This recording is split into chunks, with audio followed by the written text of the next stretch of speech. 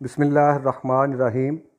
आज हमारा मौजू है गोट फार्म के अखराजात कैसे तरतीब दें। कारोबार छोटा हो या बड़ा, हर कारोबार का रिकॉर्ड रखा जाता है। चाय का खोखा चलाने वाला भी चंद सफ़े की कापी पर दिन भर फ़रोख्त की जाने वाली चाय का हिसाब रखता है। अपने कारोबार में कामयाबी के लिए रकम के लेन देन का हिसाब रखना बहुत ज़रूरी है। कारोबारी हिसाब किताब को कारोबार की आंख कहा जाता है। जितना हिसाब किताब वाज़ेह होगा, कारोबार की तस्वीर उतनी ही मालिक के सामने वाज़ेह होगी। जब कारोबार शुरू करने का फ़ैसला कर लिया जाता है तो कारोबार शुरू करने से पहले के इक़दामात जैसे सरमायाकारी, जगह की तामीर या किराया, सामान की ख़रीदारी, मुलाज़म की तनख्वाह वगैरह, ताकि बिजनेसमैन को कारोबार शुरू करने से पहले के अखराजात के बारे में मालूम हो सके। ऐसे सरकारी या गैर सरकारी अदारे जो मैनेजर की ज़ेर निगरानी चलाए जाते हैं, उनका मुकम्मल रिकॉर्ड रखा जाता है और कारोबारी रिकॉर्ड की मदद से ही कारोबार के नफ़ा नुकसान का जायज़ा लिया जाता है। इन अदारों का मालिक एक शख्स नहीं होता, बल्कि बहुत से अफराद मिलकर सरमाया लगाते हैं और कारोबार शुरू करते हैं। कारोबार को चलाने के लिए अच्छी खासी तनख्वाह पर पढ़े लिखे मैनेजर रखे जाते हैं जो कारोबार के तमाम अमूर की निगरानी करते हैं। हर मैनेजर अपने शोबा का इंचार्ज होता है। इन अदारों में एक पेंसिल ख़रीदने का भी रिकॉर्ड रखा जाता है। सालाना कारोबार का हिसाब किताब को बारीक बीनी से चेक किया जाता है, जिसे ऑडिट कहा जाता है। गोट फार्मिंग में शॉर्ट, मीडियम और लॉन्ग टर्म के तहत कारोबार किया जाता है। शॉर्ट टर्म ईद कुर्बान के लिए मंडी से जवान बकरे खरीदे जाते हैं जो चंद दिन में ही फ़रोख्त हो जाते हैं। शॉर्ट टर्म अकाउंट का हिसाब किताब बहुत आसान होता है, जिसमें बकरों की कीमतें खरीद, बकरे लाने का किराया, सब्ज़ चारे का खर्चा, मुलाजम अगर हो तो उसकी तनख्वाह या दिहाड़ी, जानवर मरने की सूरत में नुकसान। शॉर्ट टर्म में सरमायाकारी और अखराजात जमा कर लिए जाते हैं, जबकि कुल कीमत फ़रोख्त को कुल सरमायाकारी और अखराजात से नफ़ी कर दिया जाता है। अगर सरमायाकारी और अखराजात कम हों और कीमत फ़रोख्त ज़्यादा हो तो कारोबार में नफ़ा हुआ, वगरना नुकसान हुआ है। इस तरह फ़ी जानवर नफ़ा नुकसान मालूम किया जा सकता है। इस हिसाब किताब का मुवाजना अगले साल ख़रीद किए जाने वाले बकरों की कीमत से किया जा सकता है कि इस साल पिछले साल की निस्बत कीमतें ख़रीद क्या रही। अगर गोट फार्मिंग में मीडियम टर्म कारोबार कर रहे हैं तो इस हिसाब किताब का रिकॉर्ड रखना शॉर्ट टर्म कारोबार की निस्बत ज़्यादा तफसील तलब है। मीडियम टर्म में चूँकि जानवर को 90 या 120 दिन तक फार्म पर रहना होता है, इसलिए ज़्यादा अखराजात सब्ज़, खुश्क खुराक, वैक्सीन, डिवार्मिंग, फार्म मैनेजमेंट पर होते हैं। मीडियम टर्म के लिए पहले से चारा, राशन, मुलाजम, रहायश वगैरह का इंतज़ाम कर लिया जाता है। मीडियम टर्म में ख़रीदो फ़रोख्त का हिसाब शॉर्ट टर्म की तरह का होगा। मीडियम टर्म में सब्ज़, खुश्क चारा, deworming, vaccination, security, utility bill का इजाफ़ा होगा। 3 माह बाद फ़रोख्त करने से जो रकम हासिल होगी, ये रकम कीमत फ़रोख्त कहलाएगी। कीमत ख़रीद बीमा मुकम्मल अखराजात को कीमत फ़रोख्त से मनफी करेंगे। अगर कीमत फ़रोख्त की रकम कीमत ख़रीद और अखराजात से ज़्यादा हो तो मुनाफा है, वगरना नुकसान। गोट फार्मिंग का तीसरा और अहम निज़ाम लॉन्ग टर्म गोट फार्मिंग है, जिसमें हिसाब किताब की ज़रूरत और अहमियत सबसे ज़्यादा है, क्योंकि लॉन्ग टर्म गोट फार्मिंग का आगाज़ बकरियों से किया जाता है, जबकि मुनाफा उनसे हासिल होने वाले बच्चों से हासिल होता है। खर्च का ज़्यादा हिस्सा बकरियों पर होता है, जबकि पैसे की वापसी बच्चों की फ़रोख्त से होती है। शॉर्ट टर्म में आमदन का आगाज़ जानवरों की खरीद के साथ ही शुरू हो जाता है और ख़र्चा कम होता है। शॉर्ट टर्म में जानवर फ़रोख्त करने का हुनर आना चाहिए, जबकि मीडियम टर्म में 90-120 दिन के बाद फरबा किए गए जानवर फ़रोख्त से शुरू होता है। मीडियम टर्म में फार्म मैनेजमेंट बहुत अहम है। लॉन्ग टर्म में शॉर्ट मीडियम टर्म के तमाम शोबाजात आ जाते हैं और लॉन्ग टर्म ही असल गोट फार्मिंग है। हमारा मौजू गोट फार्म का हिसाब किताब का रिकॉर्ड रखना है, ताकि मालूम हो सके कि फार्म पर कितना पैसा लगाया गया, किस शोबे में लगाया गया और कितना कमाया गया, किस शोबे से कमाया गया।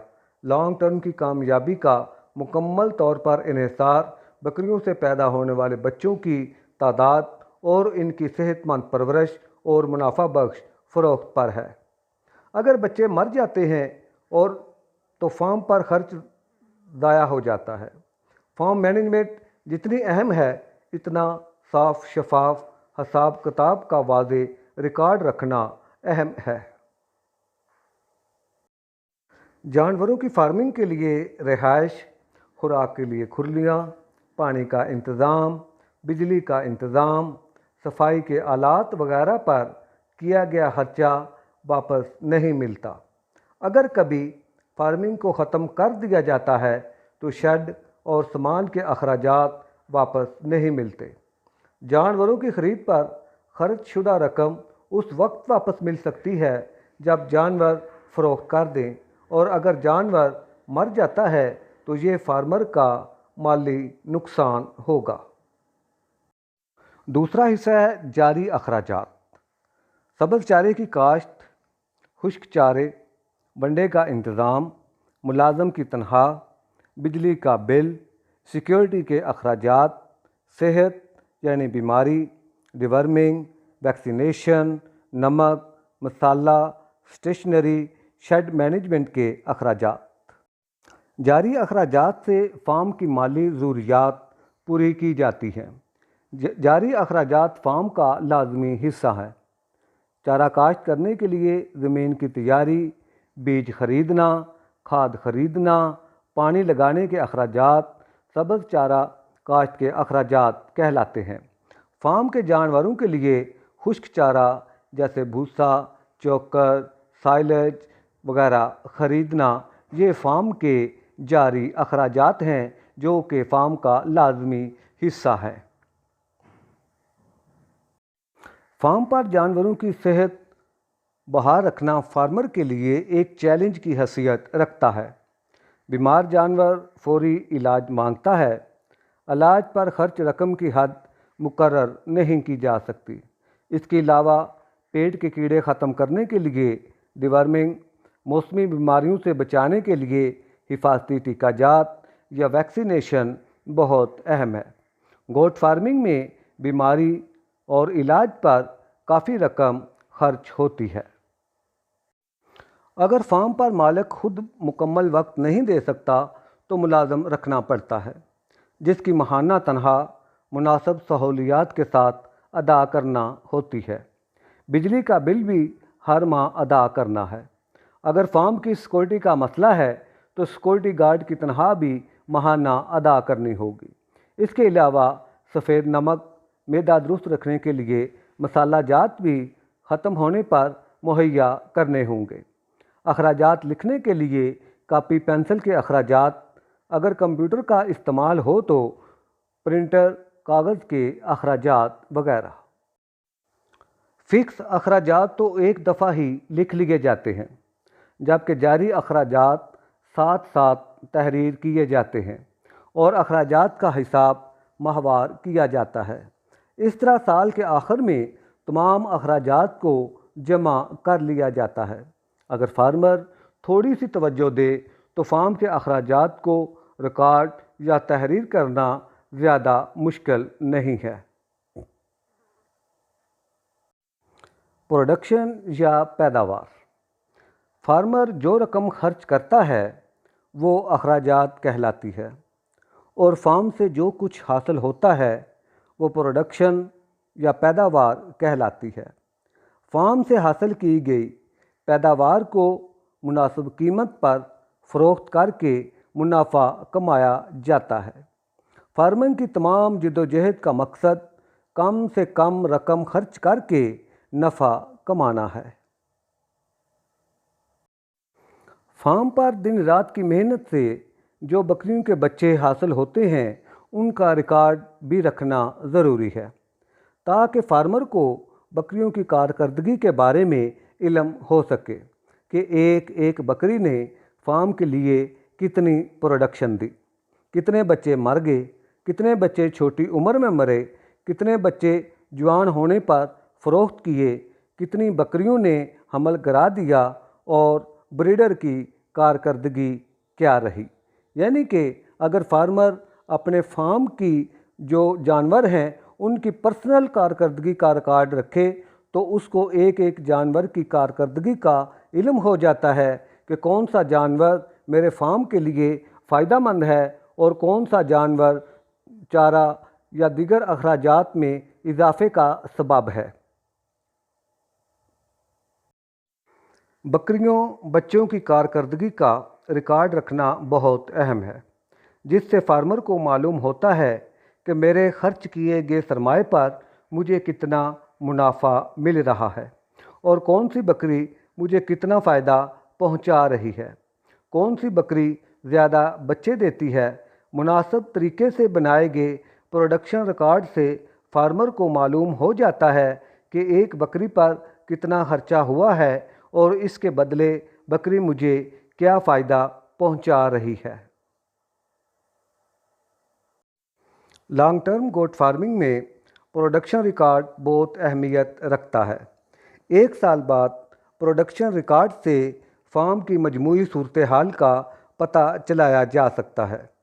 एक साल बाद अगले साल के लिए बजट तैयार किया जा सकता है कि फार्म की मतवक्के आमदन क्या होगी और अखराजात क्या होंगे। पिछले साल फार्म पर शरह अमवात क्या रही और किस वजह से शरह अमवात बढ़ी। अगर फार्मर अपना हिसाब किताब लिखता रहता है और वो इस काबिल हो जाता है कि अपने फार्म के लिए मुनाफा बख्श इक़दामात करे और शरह नुकसान को कम से कम करे। अगर फार्मर हिसाब किताब मुकम्मल तवज्जो से तैयार करता है तो उसके सामने फार्म की एक मुकम्मल तस्वीर सामने आती है कि ये काम फ़ायदेमंद है या नुकसानदेह। इसलिए नए फार्मर को ये हदायत या नसीहत की जाती है कि वो फार्म शुरू करने के साथ साथ अपना रिकॉर्ड भी मुकम्मल करते जाएं कि जब वो 1 या 2 साल बाद उसका रिकॉर्ड देखें तो उनको मालूम होगा कि उन्होंने क्या खोया और क्या पाया।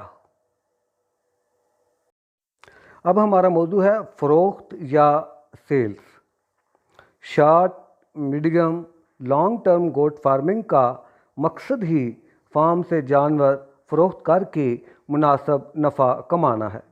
एक बेहतरीन फार्मर फार्म मैनेजमेंट, अखराजात मैनेजमेंट और सेल्स मैनेजमेंट को कंट्रोल करके बेहतरीन नफ़ा कमा सकता है। सेल्स मैनेजमेंट में महारत फार्मर के लिए बहुत ज़रूरी है ताकि फ़रोख्त किए जाने वाले जानवर को मुनासिब मुनाफा पर फ़रोख्त किया जा सके। तो दोस्तों, एक बंदा जो सारा साल मेहनत करके जानवर पालता है, उनकी सेहत का ख्याल रखता है और जब उनके फल खाने का वक़्त आता है तो मिडलमैन उसका मुनाफा ले उड़ता है। इसलिए एक फार्मर को चाहिए कि वो फ़रोख्त करने का हुनर सीखे। उनको उन तरीक़ों का इल्म होना चाहिए कि जिन पर अमल करके अपने जानवर को बेहतर से बेहतर मुनाफे पर फ़रोख्त करके अपने लिए रिज़्क़ हलाल कमा सके।